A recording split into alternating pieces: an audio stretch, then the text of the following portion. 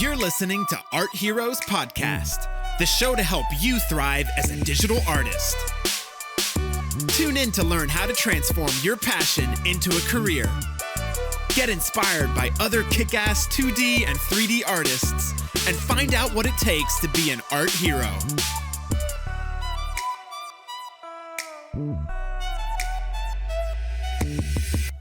Hello, everyone. This is Maria JD. Thanks for tuning in Art Heroes Podcast. And today we're going to have quite an epic episode because the person that we're having as a guest today doesn't need a special introduction for most of you. His name is kind of legendary in the collectibles industry. And please welcome Daniel Bel, who's currently working for Sideshow Collectibles, where he performs the role of senior sculptor, giving life to many DC and Marvel characters from the comics to the statue collectible world. So please meet Daniel Bel, and we're going to have quite an interesting talk. Let's dive into it. We're in air. Hi, Daniel, and thanks so much for coming to the show. Hello. Thanks for having me. It's a pleasure. Yeah, no worries. The pleasure is all ours, 100%. Guys, for those of you who haven't read the intro, this is Daniel Bel from Sideshow and actually from Argentina. Two things at the same time. One America and the other America. Yeah. a little like intro in geography. Important. Live from Buenos Aires. Escobar, to be precise. Exactly, a small town from Buenos Aires, yeah. Yeah, cool. So, and today we're gonna talk a lot about collectibles. We're gonna talk a little bit about the superhero theme and about Daniel, but before I start, just want to say that your name, even before you came to this podcast, your name has been mentioned at least 10 times by other people. I don't believe you. If you don't believe me, just listen to the other episode. It feels like you've been to this podcast already, but just like in the third person. So I'm like, okay, this guy has to show up. That was so cool. Believe it or not, but yeah, that's actually true because many people mention your name, speaking about the people that were there before them and people that they follow. So it's not something that it's not what I say. Well, probably I should as well. Right? Thank you. I really appreciate it. Yeah. So let's just maybe start with the basics. Kind of what's your story? I know that you're self-taught.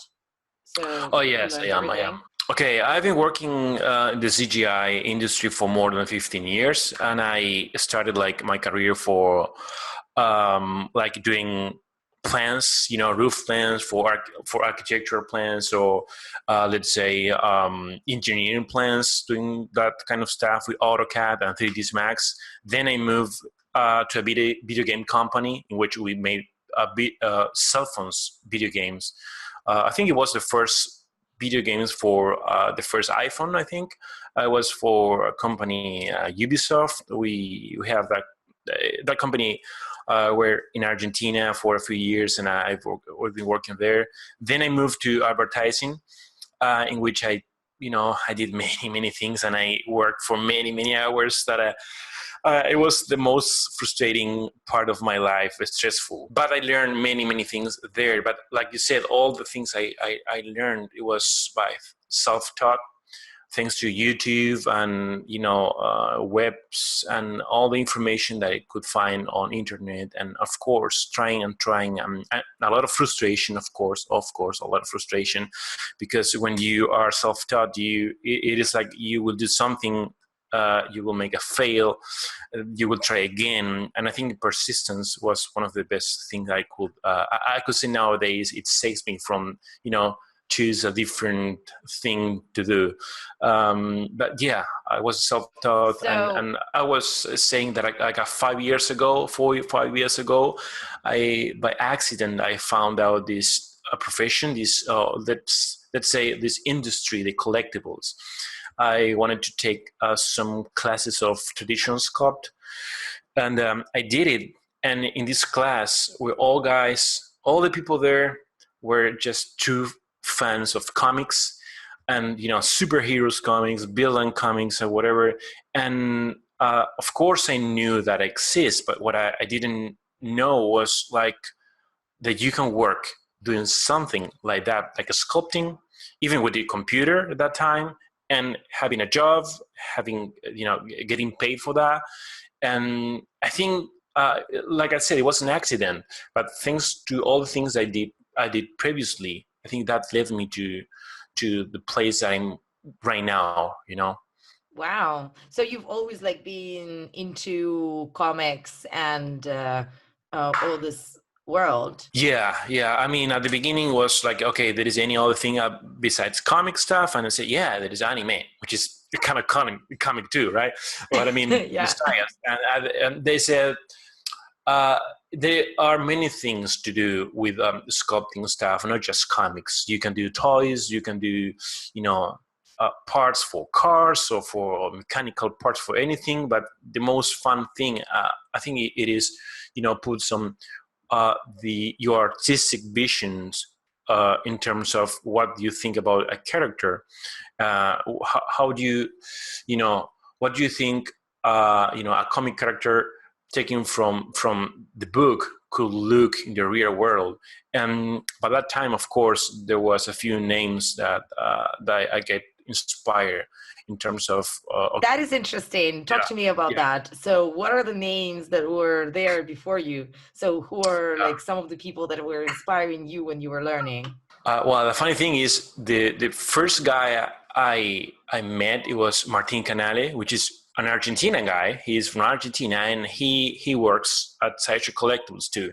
He's one of the art directors associates, and he basically introduced me not only to Sideshow, if not to to this world, because through his work, he started like with traditional sculpting, and then he moved to digital, and for that part, it was the one who most touched me, because I'd say, okay, I don't have any skills with my hands in terms of drawing or sculpting by hand. I tried just a bit, and I failed. But but I said, okay, maybe I could put all these years that I've been working in digital, different fields, in this new field, and I can try. So I studied ZBrush. That software, I'm not making any advertising for ZBrush, but it is amazing. I think everybody makes a lot of advertising for ZBrush because that's the main tool we all use. It is impossible not to do. I think it was the tool who allows me to understand how someone with certain skills in traditional sculpt could translate those skills or those techniques to the digital world.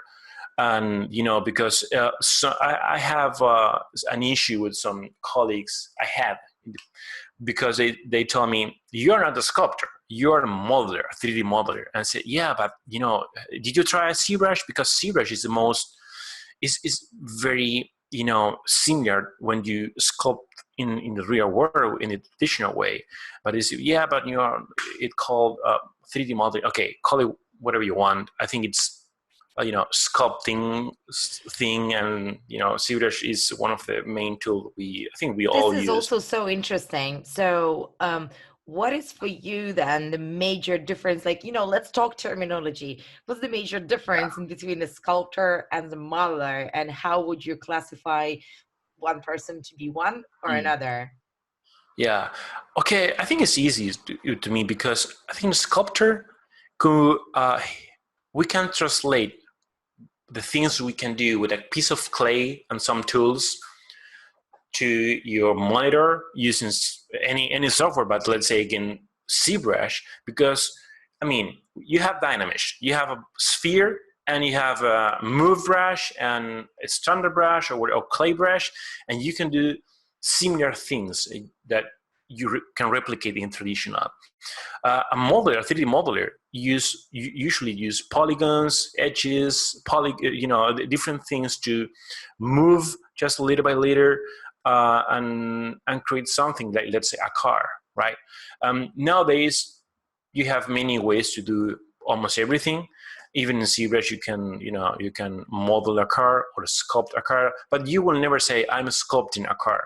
because I think sculpting is more related with the organic part of being a modeler, so I think that the main difference it is that you can be more related with a traditional sculptor than a 3D modeler. I think that's why we Right. called. Yeah, definitely. I mean, that sounds more than logical to me. And yeah, I can't agree more that sculpting is more organical, creating something. Yeah. And then like modeling. Yeah.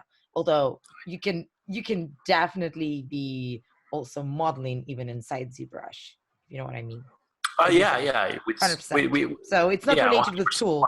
So it's not like when you work in ZBrush, you're 100% sculpting. Yeah, I It think could so. be I mean, different. So yeah. yeah, it could be different, but like I said, if someone wants to call me like a modeler, they can code. So you're not They going to can. be offended if somebody calls you a No, 3D modeler. no. I think this is a kind of fight when it is the same like at the photography. There are people who believe that true photographer it is the one who basically reveal the photos in the dark room with the red light, and the one who use computer iPhone. a knife or whatever. You're not a photographer, and I think it's being a photographer or a sculptor is more than that. It is to have an eye, it is to have a knowledge, it is to know how to do certain things. The computer and the software are just a medium. You can use whatever other thing, and if you're a good one, I think it doesn't matter which medium you are using, because your work will speak by itself. It doesn't matter if you use the computer or a clay or whatever. But still, for you, computer worked better than the clay, from what I understood from the previous statement. 100%. yeah, 100%. Yeah, 100%. When I started with all the sculpting stuff, I had many friends who told me, okay, Daniel, if you don't go to the basic and draw and learn how to draw or paint, you will never be able to sculpt. And I was so worried about it because I don't know, I can't draw and I can't paint. I don't know why. I don't have those skills, but I try and I find out that I can. And the reason why it is because I think it's all about practice. It's all about passion, and try and try and try. I never give up if it's really something that you wanted to do. Okay, so did you just give up on a traditional sculpting and painting too early? I don't know. I think so. Or you were maybe just never interested? No. I think I understood how the market works. Nowadays, if you're a traditional sculptor, even if you're the best traditional sculptor, the companies want flexibility and they want to do some things quicker than just sitting in your desk, working with clay, which is awesome. If you ask me, do you prefer more a traditional or a computer? I would say traditional, but for work is a different thing. If I have let's say, okay, Daniel, just do a sketch of any character. Okay, I do it. I can send a file. They can see in 3D, or they can paint it, and they can have it there, even if I'm working from Argentina to the States or any part of the world. And it's different when you work, with a piece of clay. You have to take a photo, or you have to put that into a package, send it over, and just pray to don't break in the middle. Yeah, that's quite true. Yeah. Well, you forgot the important step. You have to bake it before you send it, and that could also, and then you have to get all dirty. And the whole process will probably take at least 2 weeks. Yeah, I think nowadays some people still believing a good artist, it is the one who basically uses their hands to make something, but I don't think it is. It is like that. I think it's the result is the most important thing, and the knowledge that you have will speak by itself when the piece comes out. Yeah, very interesting. So I mean, I love your approach because I totally agree with the fact that a tool is a tool. I mean, I can write something with my pencil, I can write something with my marker, with my Sharpie, and I'll get different results, but it's just the tools. It's not about that. If I know how to write, I probably know how to write. So that's, very simple analogy. So what for you makes a good sculptor? I'm sure you can speak for that because most people know you as a sculptor, as a Yeah, digital sculptor. So yeah, what is for you a differentiator? Because I'm sure you look around online and you see a bunch of variety there, from oh yeah. beginners to like people who already work in the industry. So what are some of the points that you pay attention to? And, you know, maybe especially for people who want to grow as sculptors, um, yeah, what do you think is important? There are many things, important things to have, I think. One of the most skills that I always try to see in any sculpts that I usually see in our station or Facebook on social media, it is, sometimes it is just an structure, what the basics. I don't care much about details and textures, and I know nowadays people are crazy about how the details you can do with digital and the new printers. It's amazing. But if the core of the statue, which is basically the main structure, is a bad one, it doesn't matter how many details you can put on it, it will look awful, So one of the most, I think, amazing artists that I follow and I have the privilege to work sometimes with, and we work in the same company, it is Steve Lord. I don't know if you know him, but he's I've amazing. seen, yeah, I've seen, I know what you're talking about. Yeah, he's amazing because he can do some cool things with just minimum amount of details or whatever, just a structure. His knowledge on anatomy, proportions, and expression. I would say a sculptor is not just to a bunch of skills. I think a sculptor or any digital artist needs to have a bunch of things. And I have a phrase in my mind. It comes all the time when someone asks me the same. And I think I remember it is, nobody wants to work with a talented asshole, which basically you can be the best in the world. But if you are a bad person in terms of, how do you approach people and how do you work in a team, or how do you receive a feedback or a suggestion, it doesn't matter how much skills, how important skill you have, nobody will want to work with you. And I understand maybe the question is not, it is more going to, to make a sculptor, or what to make a sculptor. But I think it is everything, because in a statue, you put a lot of things, like you put a lot of emotion. You put, if let's say if I'm working nowadays in something that I want to give to collectors a good piece, a good feeling with that piece, and I'm in a bad mood, I'm something bad happening in my life or whatever, or with my teammates, I don't get along with my teammates, that piece will speak that thing, will tell that. I know it sounds a little bit cheesy maybe, but it's we do art, and we always try to express our feelings through that, even if you're making superheroes or villains. I think it's a bunch of things who will define you as a good sculptor or a bad sculptor. But a skill, I'm just trying to say, skills are not everything.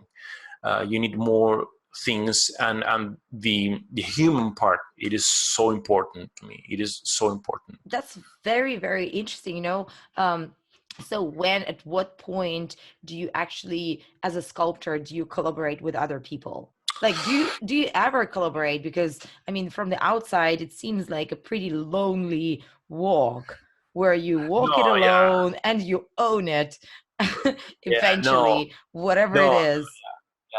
I mean, I think the good part to be in a sculptor nowadays is when when the company release a piece, it will uh, take their name and your name as a sculptor. But behind that, there are many people working on that. I mean, I can have an idea and I can translate something that I see from design, from a sketch to what I believe it is the best way to represent But in that, I mean, in the middle, you have an art director, you have designers, you have your project manager, you have many people who, even if they're not involved in the project, but maybe sometimes they just pass through and see the monitor and say, oh, maybe that arm could be, you know, a little bit lower. And you say, I can try. And if you try and it makes the piece better, you know, that it helps a lot. And that's a kind of way of collaborating with people, even sometimes they are not artists, they're just people who have ideas. And I think that's the most interesting part of my job. That's what I was saying, that don't be an asshole. I mean, yeah, no, 100%. Yeah, you know definitely. what I mean? Yeah. It No, is, of course, because like you can't just like think that you are like the god and that's your creation. Because the more people, I guess, give their feedback, and then if you're happy to be open to ideas, definitely. definitely. And I think nowadays it's easy to think you're famous or you're well known because social media, because you have many followers, or because you are hired by that company or that one. But I think that's a great mistake. I mean, maybe the worst mistake, that you believe that yourself, I'm in the position now that I don't need anyone else. I think there's no single, I mean, every piece that that Sideshow released that I've been working, if I had so many collaborations and some people, maybe not people who basically send files and retouch it. No, it doesn't happen like that. It is people who gave me their ideas and suggestions, and I take it, and sometimes it is, okay, he has right. I mean, if I do this, it looks way better, and I never will figure out just by myself. But like I said, nowadays social media sometimes force you to believe you are like a lone wolf, like, this is my piece, and this is my piece, and then Sideshow, and then the rest of the people. Because, I think that's a huge mistake if you think, not just a Sideshow. I mean, at any company nowadays. I have friends working for video games company, the best in the world. I have friends working for the movie companies. There is a great team working all together to trying to make the best product or whatever as possible. So it's a team effort, I think. So before we go into the whole like social media conversation, just one quick thing. Are you open to comments from and feedback suggestions from people that are not in the industry? So let's say if a friend of yours looks at, or I don't know, your family, somebody says, oh, like, Daniel, with all due respect, this looks like sorry, this is not a Wolverine. Yeah. 100%. What are you gonna say? Like, like, what if your mom watches Wolverine movie and it's like, and it says like, Daniel, not sure. Yeah. What are you gonna say? Yeah, I know. I think we have two great tools, and one tool, I mean, as feedback tools. I'm and talking one of the about, tools is the mom. Sorry. Yeah, one tool is family, mom, especially my wife. She has a great eye for this stuff, and many times she told me, Daniel, are you sure about this? I don't think it looks similar to your previous post. And I said, no, it's not. And then I take a look again, and she's right. And it is like, she's right. So I receive her feedback, and I receive all the feedback, like friends, like you said. But there is something in particular that I did.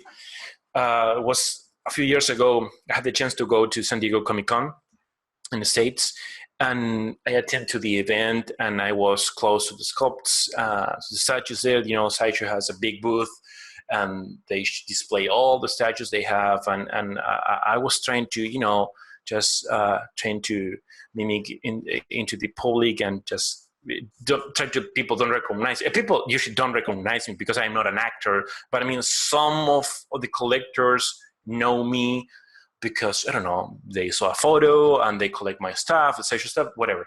So there was one guy, and he was saying, "Oh, the piece is terrible. It's awful." And, he was talking about my Thor, and I was, "Oh, this is interesting," because most of the people, they want to be, they try to be nice and say great things, and like, "Oh, Daniel, your work, I love your work," and blah blah blah, and that's amazing, because it is a huge motivational thing to receive.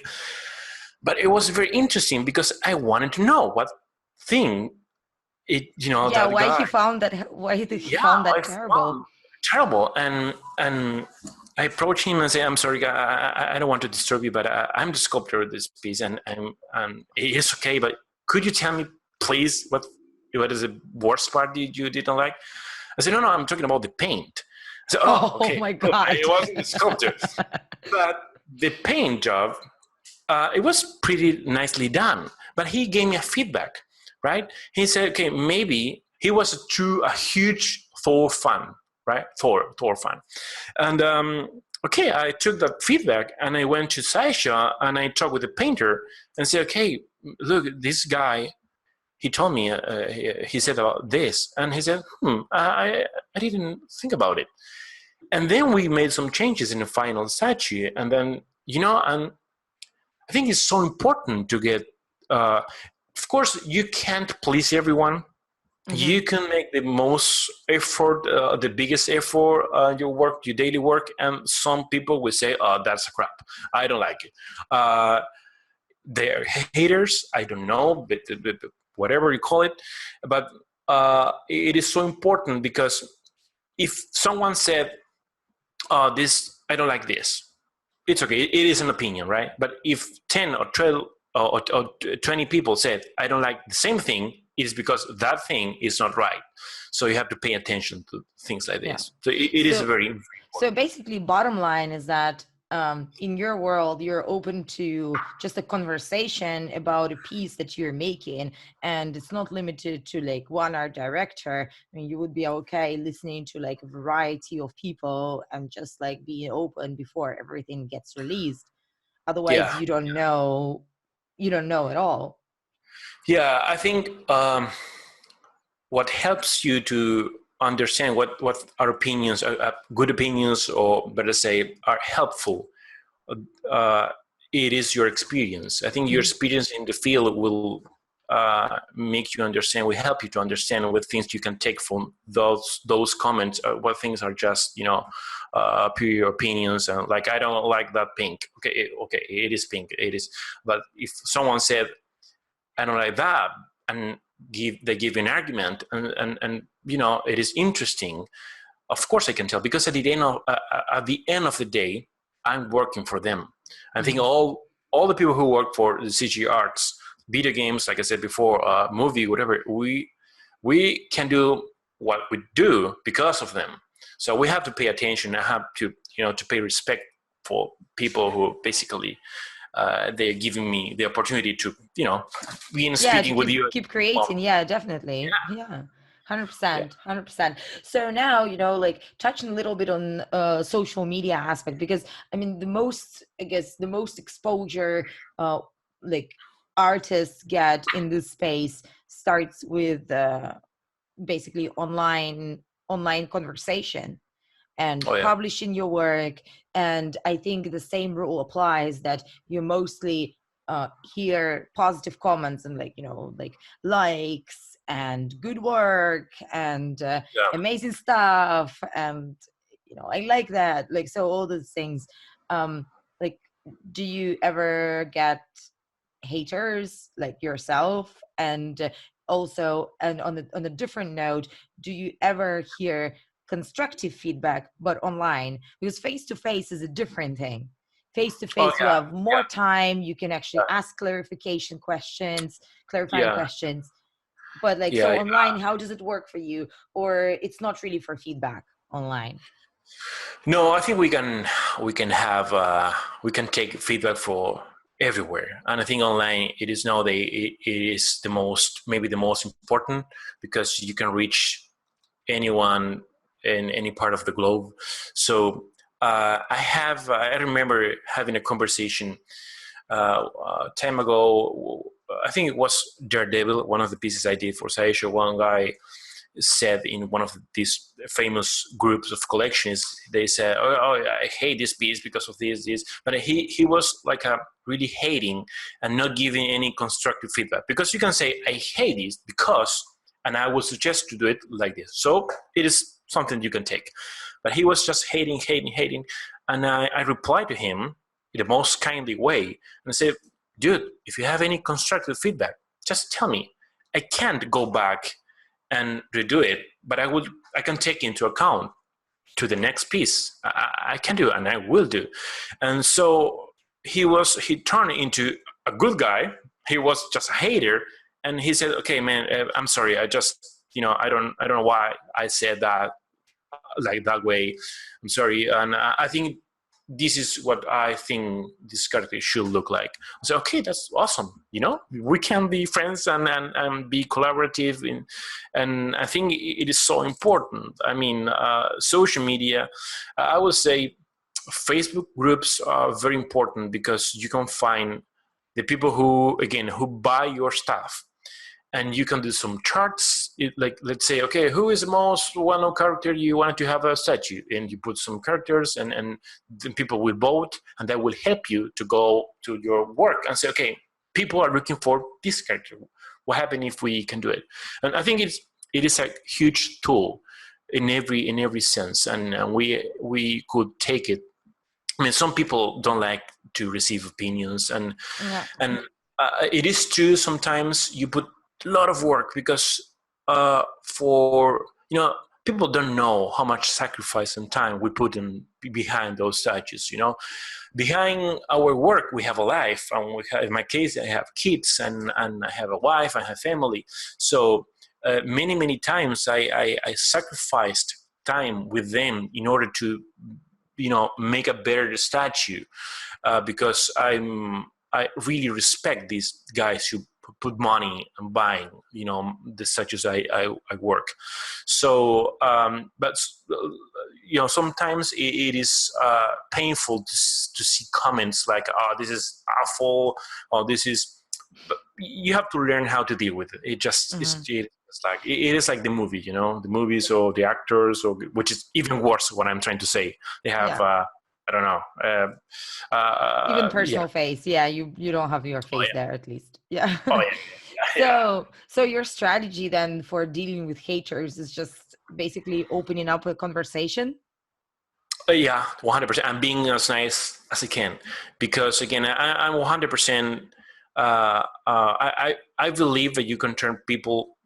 I'm not trying to be the Dalai Lama and say, oh, you can turn bad people into good people. No, I'm just saying sometimes people think in a wrong way because, it's free to think whatever they want.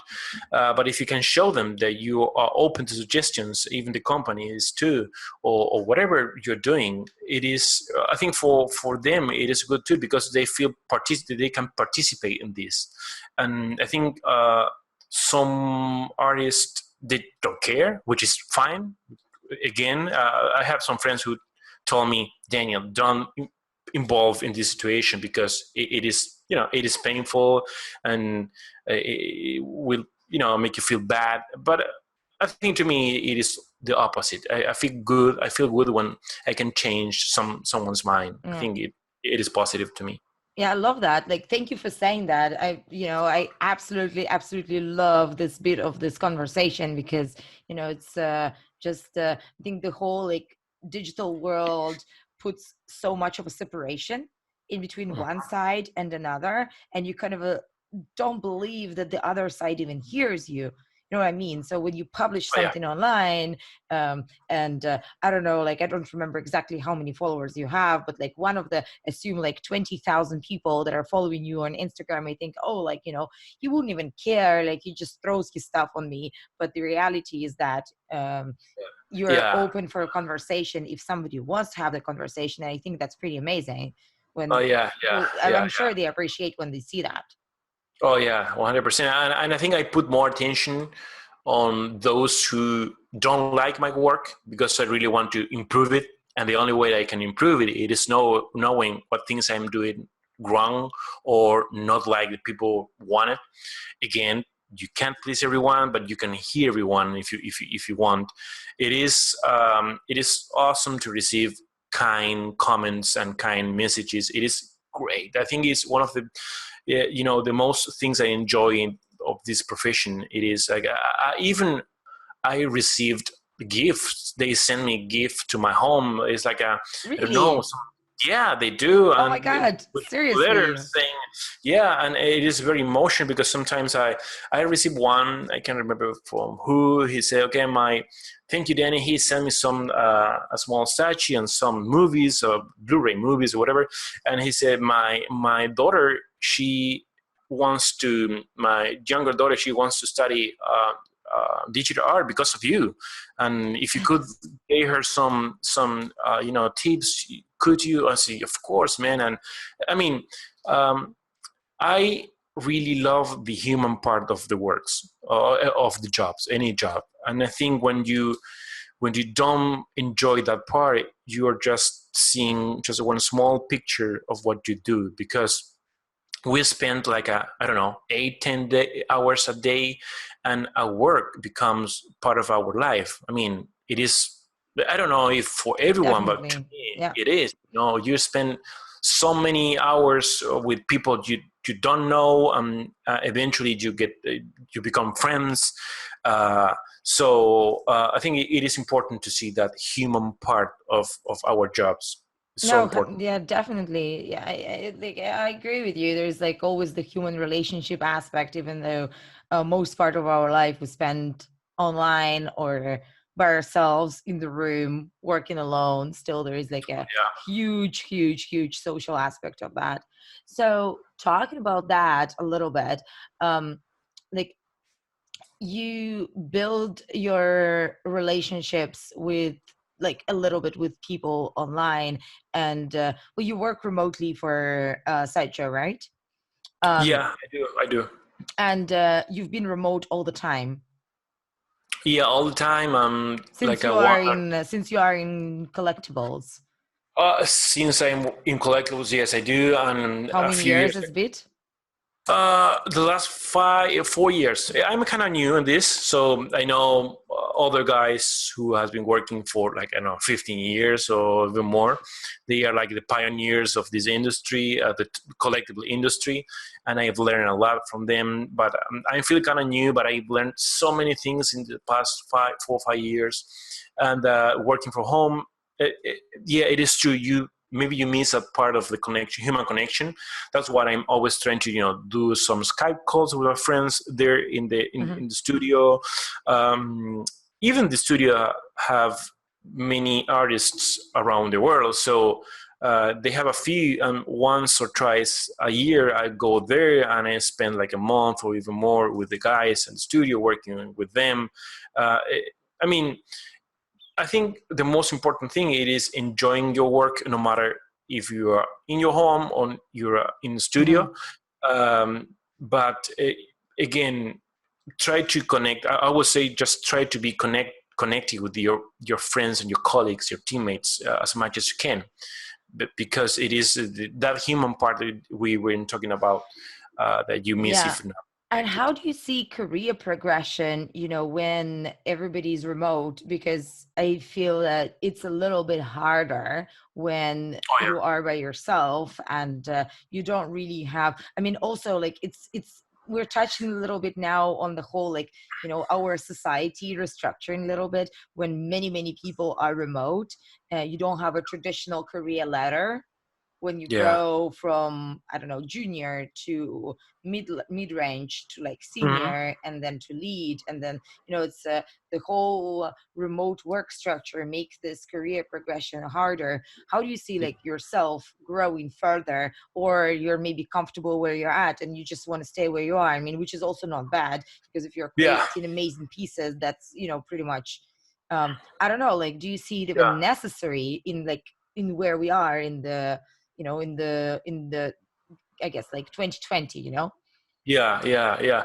I don't think is if it's necessary. I think it's up to you. I mean, in my case, of course, I would like to keep growing up as an artist, and maybe the only way I can put more of my vision in the things I do is be more present in the company, maybe moving there. I don't know, but I have many friends working for big studios, and they have to move there because the structure is so different. They work with many people, and they can, for example, uh, Sideshow, it is in Thousand Oaks. It is 4 hours behind me, or 5 hours behind me.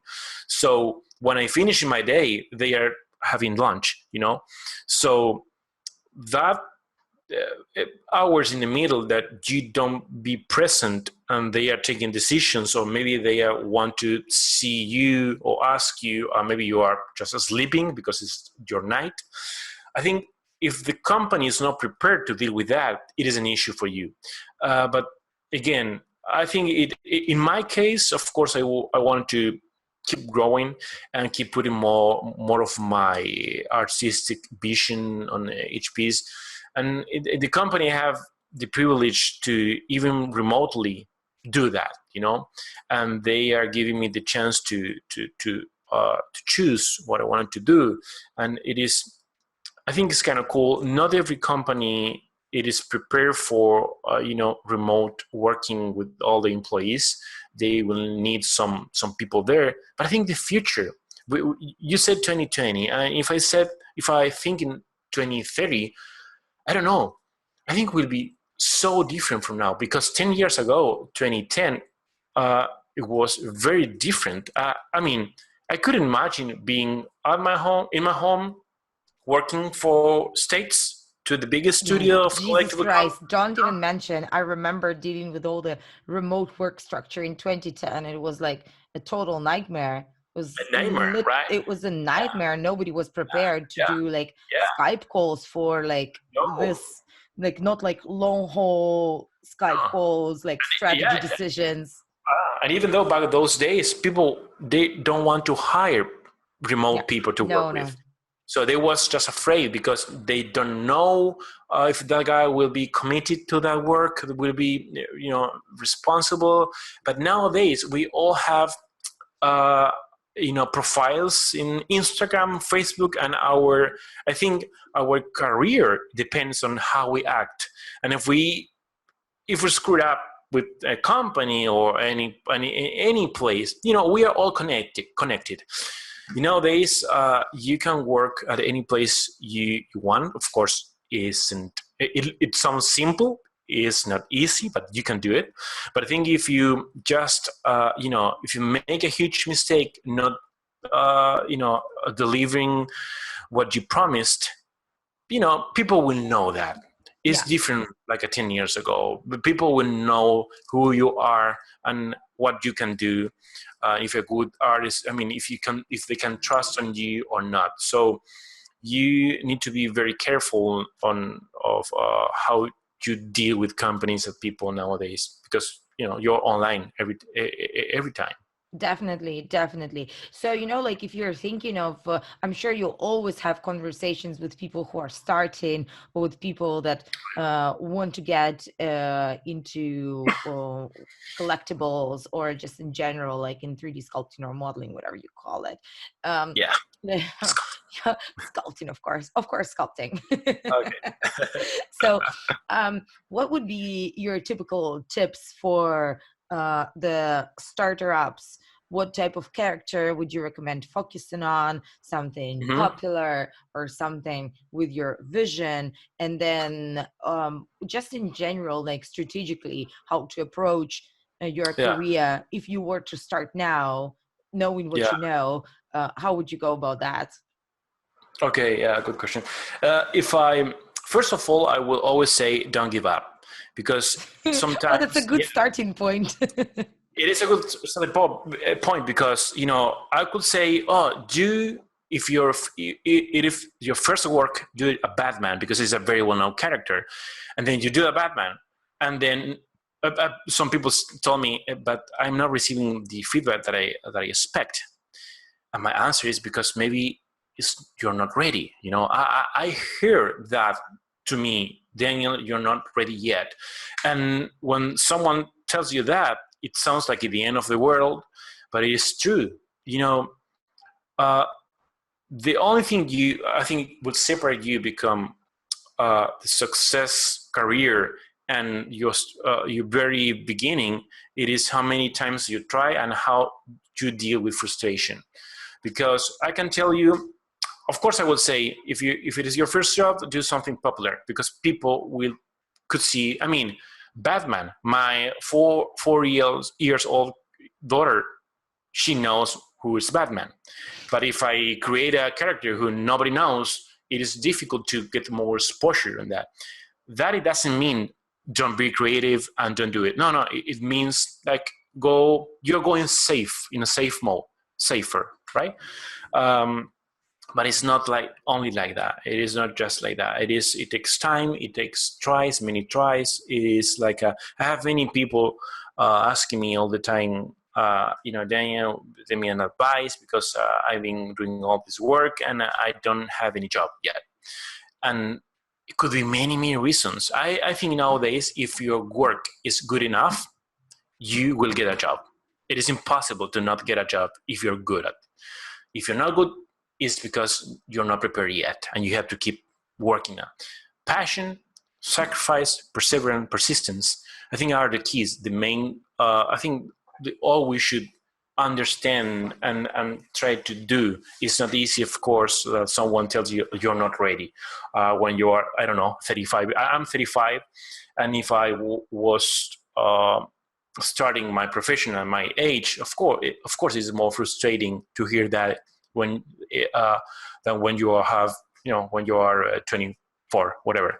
But I don't know. I think the most important thing it is going safer will not give you a job. What will give you a job, it is try and try and try and try. Mm-hmm.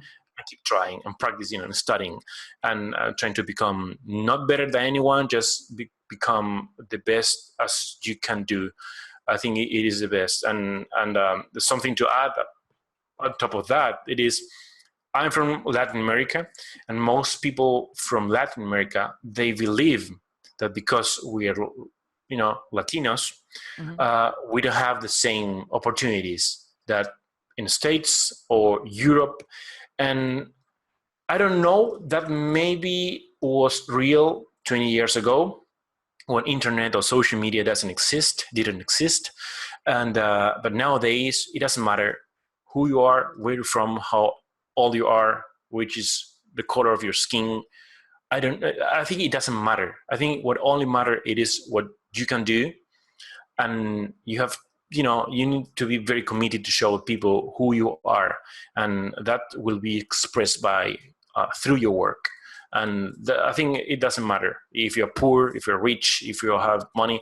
I received messages saying, "Okay, Daniel, I don't have a Cintiq and even a 3D printer, so I'm not able to work on this." Oh my God! I don't use a Cintiq. Yeah, I don't have a 3D printer too, and I'm working in this field. So there are many myths, people they think they don't have, they will not. Nowadays, you can use your cell phone to look for a tutorial on YouTube and watching during your going to your work, whatever. It sounds easy. I know it's not easy, but if it's something you really love to do, just do it. Definitely. No, I mean, I agree. There's so many myths about the background, and yeah, I can totally relate with that.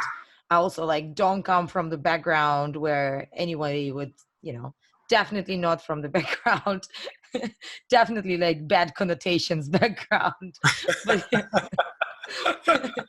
But yeah, you can camouflage, not really camouflage, but you don't have to show your face if you don't want to. Nobody will even know what's your color of the skin. Nobody will know where you're from.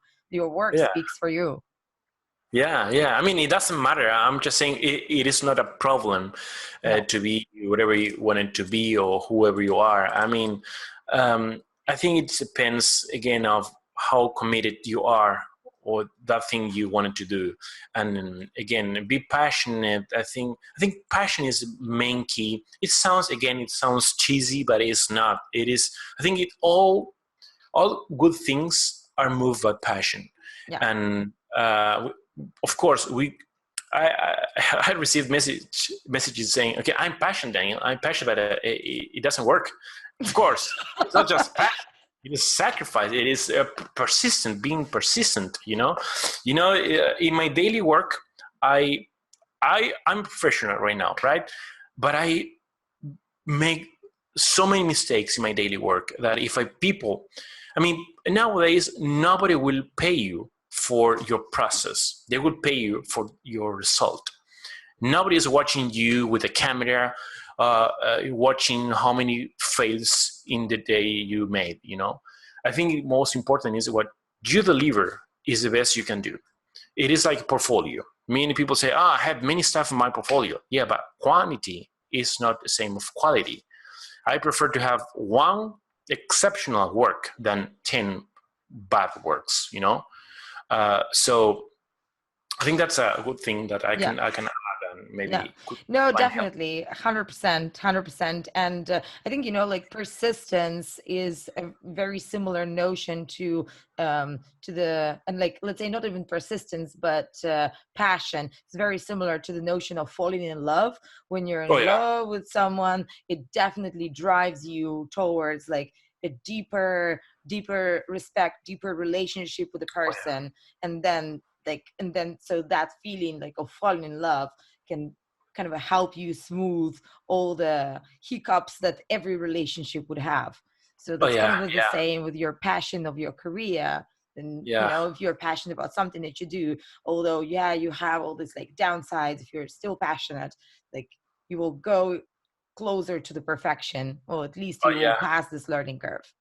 Yeah, 100%. I think at the end of the day, it's up to you 100%. I mean, it doesn't matter, again, what you want to do. It is how you can do it and how many times you try. And after you try 1, 2, 3, 100 times, you keep trying, because one day you will get what you want. But definitely. Cool. Daniel, I'll jump now to our traditional quick questionnaire. There are like awesome. 10 questions.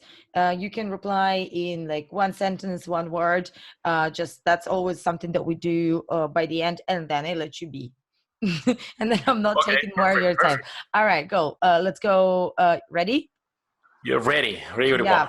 Perfect. So, what's your favorite place in the world? Any place where I can be with my family would turn into the best place to be by far. While you're working, what are you listening to? Some TED Talks, some podcasts, and stuff like that. What's your best way to gain inspiration? Movies, video games, ArtStation. All right. What's your big life goal? Just being happy. Great. Favorite drink? I'm not an alcoholic guy, but I would say beer. Right. What's the first thing you do in the morning? Okay, I would say pee, but that counts. But it counts. But I think I'd turn on my computer. All right. And what's your backup career? So if you didn't become a digital artist, what would you be? A traditional sculptor. Oh my God. Yeah. Okay, fine. What's your favorite like book or a movie? Movie, The Joker. All right. And who are some of your legends? Although you mentioned that before. I will mention it again. Steve Lord, Martin Canali, and William Harbottle. Okay, we'll put some of those in the show notes. I'll find links. Yes. And finally, what are some of the things on your bucket list? Okay. Some things. I have many things, but okay. I would love to ride a muscle car. No, it sounds stupid, but I would love to ride a muscle car. I love to make a trip. You know those caravans you can rent, those big it called caravans, I think so. Yeah, the caravan, the van, right? the Travel van, to travel. To travel, I would love to take one of those with my family and go to south to north in states. I would love to make that trip. South to north, not like horizontal. South to north. Yeah, or the best way. I don't know. Maybe some people say no, that's the worst way. Go west to east. Okay, whatever it is, the best way. Well, maybe you can do like a zigzag. Yeah, or a circle. I don't know. Or a circle. Or a spiral. Oh my God, love the spiral idea, definitely. The spiral is the best, I think. You don't miss anything. Yeah. I mean, like, I don't know how long it will take you, but like spiraling in the States is, to me, sounds just perfect. 3D as well. Oh yeah, definitely. I think those are my top 3, I think. Okay, amazing. That's cool. So I loved everything about this conversation. Like, so many insights. Thanks so much, Daniel. That's been amazing. I think it's been one of the most motivational things that I heard recently, and I hope it's like helpful for some folks out there. And thanks so much for your time. Okay, I hope the same, and it was a great time. Thank you for having me here, and a big hug to Marlon, who basically put in contact with you, and this is possible. Sure, of course, definitely we'll do that, and I will see you around. Thanks so much again. Yeah, bye. Thank you. Thank you guys so much for being here, for listening to this episode, and for dedicating your time and attention to us. We really, really appreciate that. And if you enjoy this show, do make sure that you leave us a review on any platform of your choice, wherever you're listening to this podcast. And if you're watching this on YouTube, you can also leave us a question or a comment. We always make sure that all of your questions go past to the artist, and we actually try to get all of this answered. So thank you again for being here. And on a separate note, if you guys would like to learn more about stylized character creation and in general about character creation in ZBrush, Art Heroes Academy is launching a new intake of stylized character program really soon, and already now you can go to the website and join the waitlist, and we'll send you a notification and an invitation as soon as the intake is up. So see you next week, and meanwhile go to artheroes.co and look for the waitlist application to stylized character program. Thanks again for being here. That was Maria JD. See you in 1 week exactly. Cheers. Thanks for listening to Art Heroes Podcast. Check out www.artheroes.co for show notes, more interviews, and free tools made for you by our team of mentors. Tune in next week for more inspiration, and keep up the great work, hero.